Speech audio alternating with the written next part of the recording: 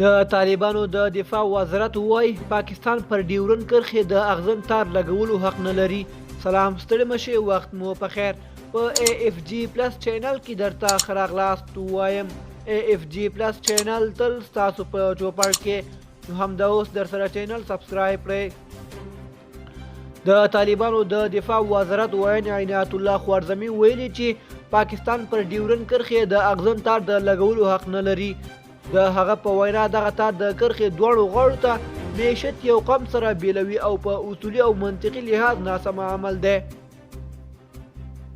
د طالبانو دغه ویان دا څرګندونې په داسې مهال کړي چې په دې وروستیو څو ځله د افغانستان له مختلفو سیمو د طالبانو لخوا پر ډیورن کرښې د اغزن تار د شلولو خبر ورکړل شوی دی.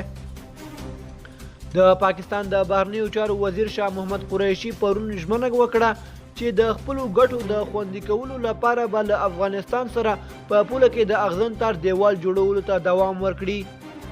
هغه په یوه خبري غونډه کې وویل پاکستان له طالبانو سره خبرو ته دوام ورکوي چې د اغزن دیوال د تیرولو په سر د دوو خواو ترمنځ نو پوهاوی له ډیپلوماتیکو لارې حل کړي.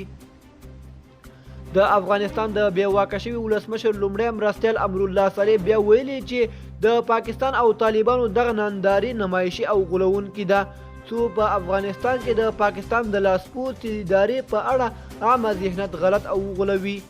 دوستانو زموږ د نن ورځې خبر تر همدې ځایه و، تر بیا ښه وخت.